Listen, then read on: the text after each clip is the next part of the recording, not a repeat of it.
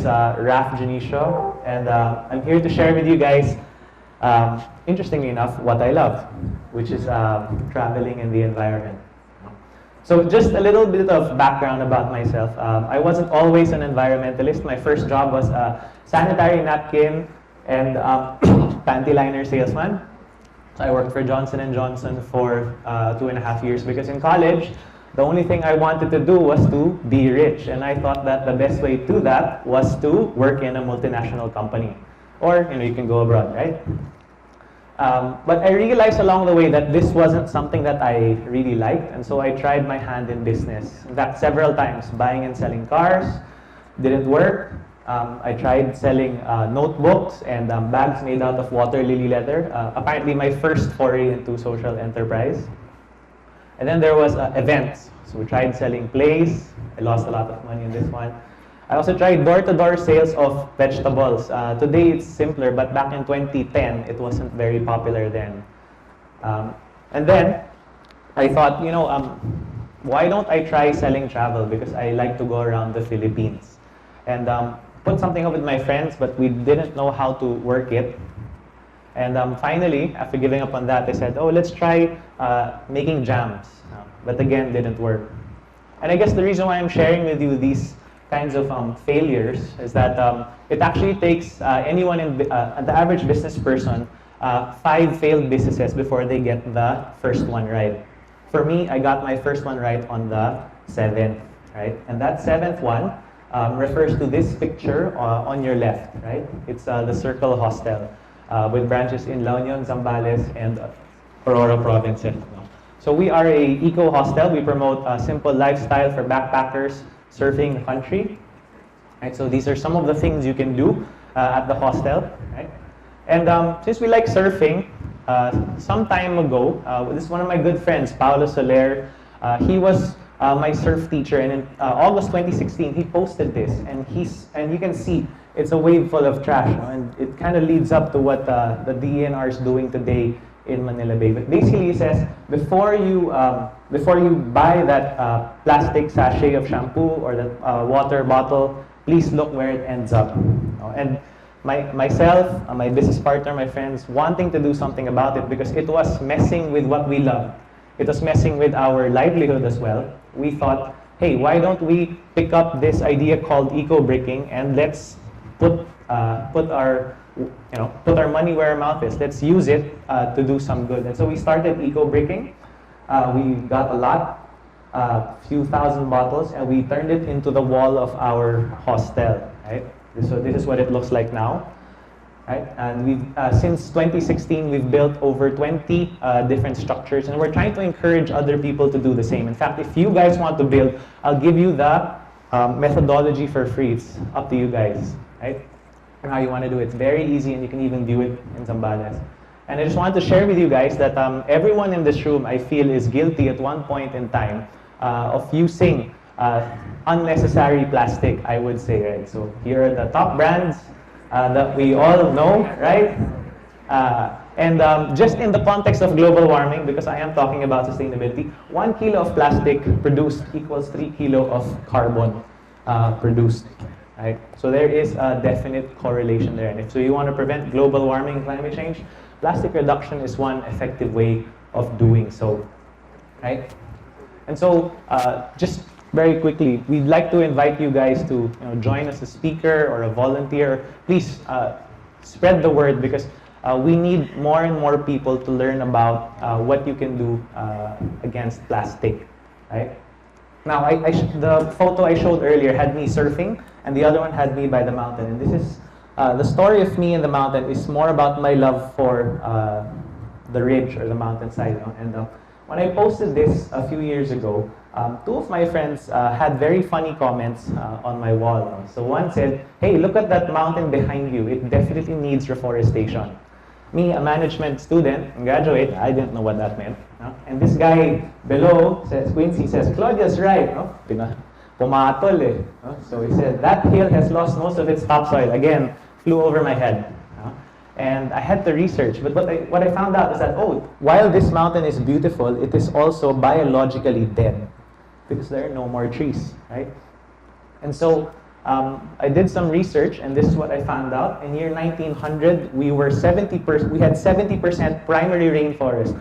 Primary rainforest means that the trees are up to 100 feet tall. We probably only see these trees in UP Diliman these days, no? Or if you go to La Mesa Dam Eco Park. And by year 2000, it's 3%, and today it's 1.8% primary rainforest. So we know that this is bad because it's going down, but what exactly does bad mean? I didn't know, and my science teacher never really explained it to me. So just to make it simpler for everyone, one can say that from 70% to 3%, 2/3 of the country lost its primary rainforest, correct? And what happens is when you don't have trees, the temperature can increase by up to 10 degrees Celsius. And so if you put that together, then 2/3 of the country got up to 10 degrees Celsius hotter. And that's why today we are nailed to air conditioning, when in the past we didn't need it. And let me just show you a very nice picture, visual of temperature difference in a street that is shaded and a street that is not shaded. Right? Again, it is staggering. No? And I think the biggest variance here is the cement, 33 degrees, and over here it's 66. And again, it goes to show why trees are so important, because they manage the temperature in a very, very practical way. Right? And because the world is warming, then coral reefs are dying, and the Philippines can't escape this reality. We make a lot of our money off tourism related to coral reef tourism. Right? And the other side of it is when you lose a rainforest, it's called the rainforest for a reason because it brings rain to an area. When you lose the ability to cool the area, what happens is you have clouds here, hot water vapor that's evaporated. When it hits the mountaintop, without the cooling effect of the forest, nothing happens. There's no rain. No? And so what happens is that you have extended droughts. No? Rainforests bring microclimates, and when you take them out, there's no more microclimate. And so longer droughts in some areas in the Philippines, and this year we have El Nino again, right? Dry seasons up to 7 months. In Mindanao, 30 years ago, you could plant corn 3 times a year on natural irrigation. Today, you're lucky if you make it through 2. And so again, you've lost 1/3 of your capacity to produce food in the supposed land of bounty for agriculture. Right? And what's scary here is this data, these are 2 rivers in Mindanao. You'll see here that over the last 30 years, they've lost 75% of their water, right? And just to give you a nice visual of what that means, just to explain how the rivers lose water, this test illustrates what happens when it rains on a mountain without any trees and on a mountain with trees. Watch, there's water areas, exits here for drainage. No? The one on your left, you see, there's a lot of water seeping out already with the soil. That's basically a landslide, right? And on the other side, on your right, the water's not coming out of the box filled with plants. No? This is what trees do, right? They prevent floods. Look at how much water seeped out here versus there, right? And in the dry season, when the rain's done, it still lets water out. And that's what feeds our rivers and our waterfalls. That's what keeps us irrigated. There we go. And so, without trees, we face this. Each tree is up to 2,000 liters of water in its root system. That's a lot of water, and that's why when it flooded in Manila during Typhoon Ondoy, it was because we chopped off most of the trees in Marikina, Antipolo, Rizal, right? And of course, the silt later on will hit the river mouth, and that will kill mangroves, which are 75% of where we get all our seafood, right? And eventually can lead to dynamite fishing as well. And I've done scuba diving while someone was trying to dynamite fish off the coast. Not pleasant. No? It's like going to a rock concert underwater, bang, bang, bang. No? And we didn't see anything at all, right? And with regards to the communities that we work with, the Aitas of Zambales, we see that loss of the forest leads to poverty, not just of their pocket, but also of their culture. Because much of the culture of the Philippines, original people, is related to the forest, right? And so when we saw this, we wanted to help. Let's plant trees. That's the obvious response, right? And so we tried planting trees, and this is the valley where we're trying to plant our trees. No? There we go. Halos nangamatay po yung malaking puno. Nangamatay po dahil sa araw.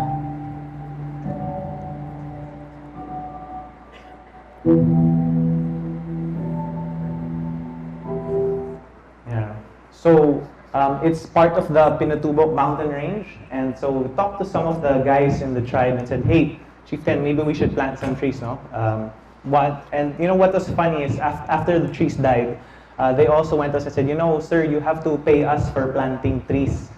And I was like, "Why do I have to pay you for planting trees in your own land, and I gave you the tree?"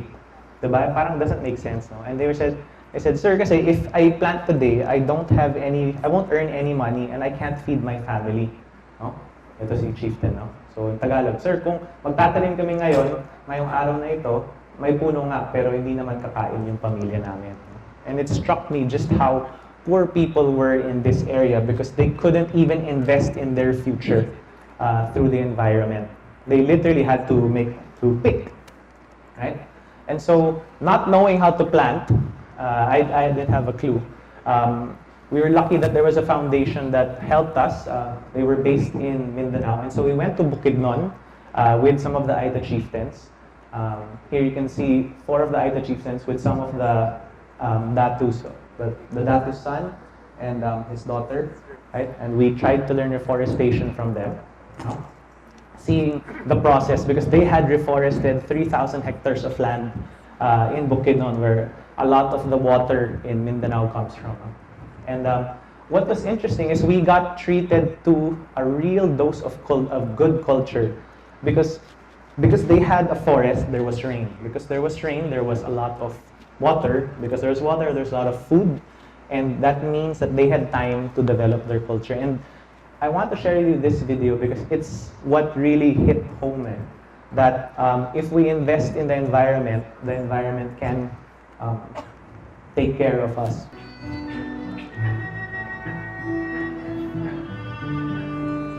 So this is our Aita chieftain, and here's the Datu playing for him.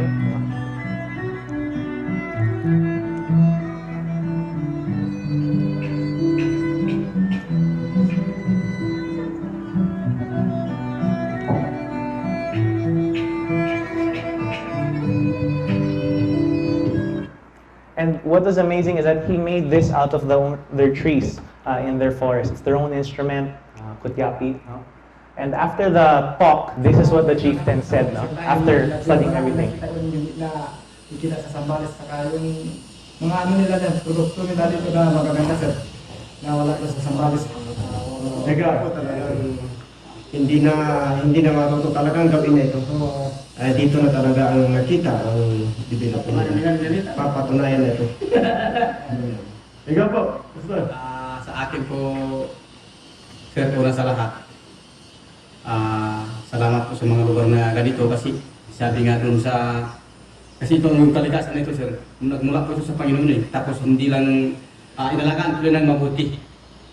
Pinagkatiwala sa kanila at ito, nandito po tayo ngayon na namamasyal dahil maganda yung lugar po nila.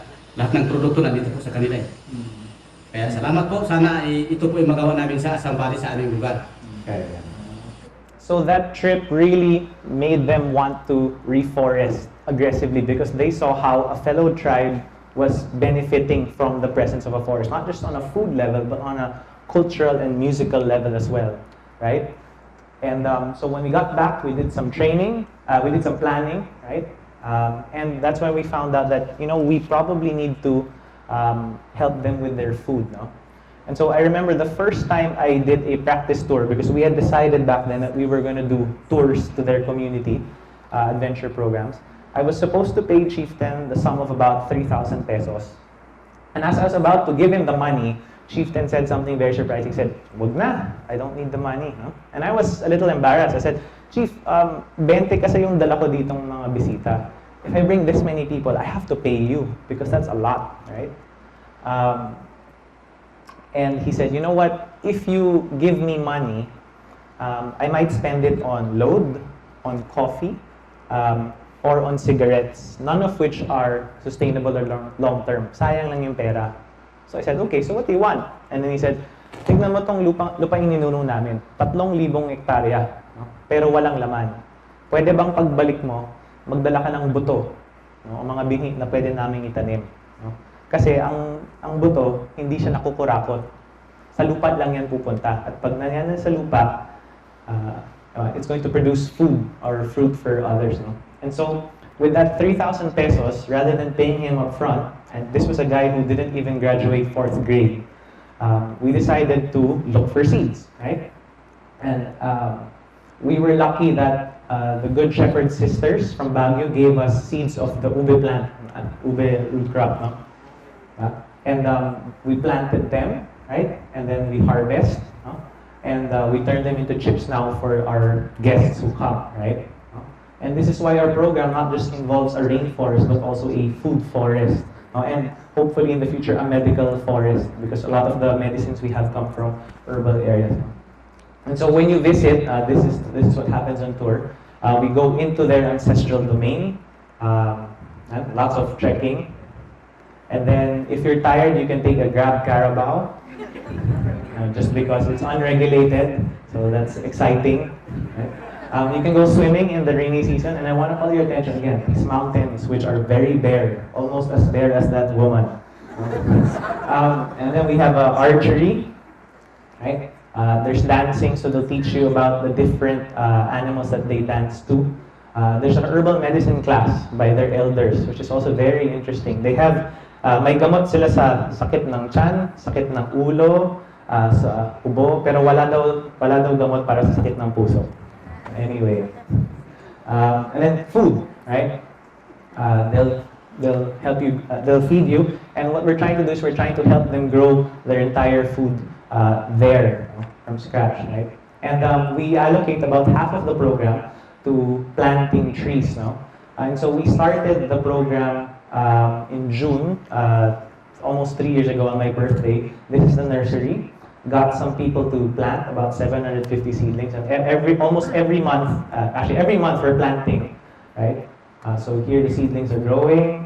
This is about 6 months into it, and this was it last month, no? You can hardly see the area already because the trees are really growing. And what's nice is the benefit is not just this visual, but we do have a lot of other benefits apart from because of the program. No? So 1,500 guests, 24,000 seedlings planted, 26 sources of livelihood. And my favorite is this mindset change over here. No? Because when we came in, the community was always begging. They're saying, sir, bigyan akong pera, bigyan akong pera. No? But we didn't want them to beg because the idea of sustainability is for them to stand on their own feet and to create value so that you work with them together. And so now, because they have a lot of guests, they have tourists regularly, we taught them how to make bamboo straws, cups, bamboo spoons. They sell their fruits and their vegetables. Now, rather than begging, they're saying, sir, bili kayo. It's level up, no? And so they're trying to create value with it. And they've earned about 500,000 pesos in revenue and also received about 500,000 in investment. We have 4 carabaos that were donated. And then some huts, right? And then some training along the way, no? And I guess I just want to harp on it that livelihood here is really key, no? Because if we didn't have that ability to create jobs, then we wouldn't be able to change the way that they think from a day-to-day mentality of I'll beg, or maybe I'll chop this tree to make charcoal and sell it in town, to one where, oh, I will work with guests, make something, sell it to them, and help them plant trees. And today we're trying to grow a fruit forest as well, not fruit forest of calamansi, of rambutan. And we estimate that a fruit forest, 1 hectare of calamansi, can earn a community anywhere between 300,000 to 750,000 pesos a year. And that's just 1 hectare. They have 3,000 of, they can have 3,000 of that, no? And it's very exciting because if we can use travel and tourism and fun activities to help a community, the indigenous community become wealthy, then I believe that they will start to take care of us as well. Because they are the biggest landowners of this country. Of course, second to the all the SMs of this world, no? But, I mean, one tribe, 3,000 hectares, and they're the smallest. The next town has 15,000 hectares. No? And for a country that can't feed itself, because we're notorious for buying all our food from abroad, I think this is a really good opportunity for us to have fun and give back. No? And when I say have fun, I just want to show you the other things you can do along the way. Stargazing, waterfalls visit, girls not included, beautiful sunsets, island hopping, camping, right? It's very, very nice, right? Surfing, and then you can also visit Mount Pinatubo, which is not far away, kayaking, and then you can even go to a art mango farm if you like that stuff. Anyway, I guess the whole point of sharing this is because when I was asked to talk, it's about sustainability, biotourism. What I've done, what I'm doing now with my life is I'm connecting what I love from a personal standpoint to also my passion in life, which is I think that the world has to take care of the environment and its people better. And the message I want to share with you guys today is that when you're taking care of the environment, it's not just I need to plant trees, it's I need to take care of the people. Because when we started, we couldn't get the Aitas to plant with us. No? It was only when we made their dreams our dreams, which is to eat, right? That they were able to say, okay, we'll help you in planting. No? And that's where the livelihood comes in. That's where the partnership comes in. And so I hope that if you guys ever go on, ever travel, because I'm sure all of you guys will eventually enter stressful situations in life and you'll want to relax and kick back after. When you travel, hopefully you can make sure that part of your travel includes local communities, includes people that you can help along the way. And if you can, please plant trees because we definitely need a lot more of them. So guys, thank you and hope you have a good afternoon.